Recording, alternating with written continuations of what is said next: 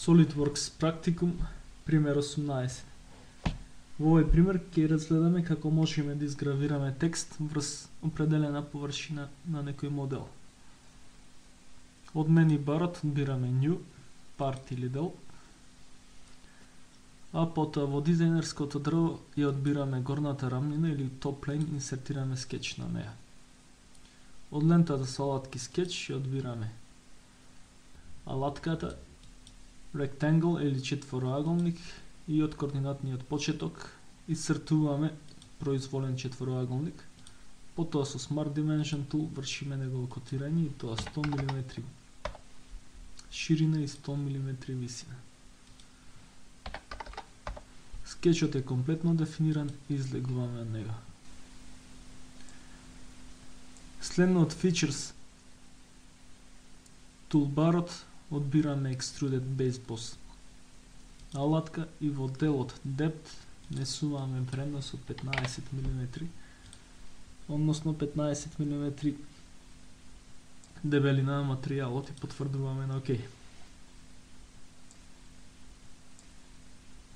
Следно што правиме, избираме горната површина на новодобиениот модел и одбираме поглед Normal to. Потоа исто така со левиот клик на маусот кликнуваме и од менито кое што се појавува избираме скеч. Тоа кажуваме дека исцртуваме скеч на селектираната површина.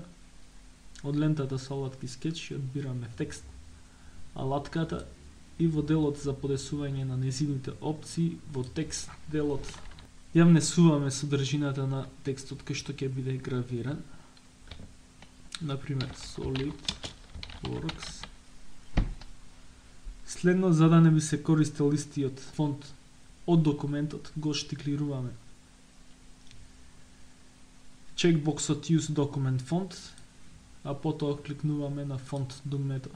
Од новиот прозорец кој што ни се отвора, избираме тип на фонт, Centric Gothic, потоа фонт стайл или стил на фонт и за димензија внесуваме вредност од 48 точки или поинти и потврдуваме на ОК.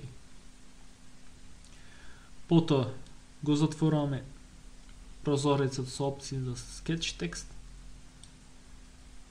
кликнуваме на ОК и следно што треба да направиме е да го позиционираме текстот отприлика во средината на нашиот модел.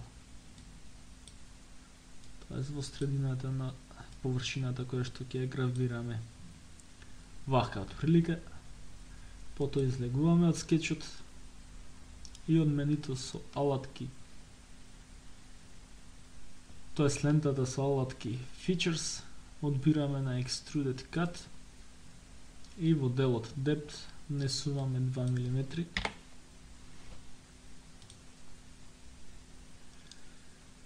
И потврдуваме. Од View Orientation одбираме на изометричен поглед и со тоа оваа вежба е завршена.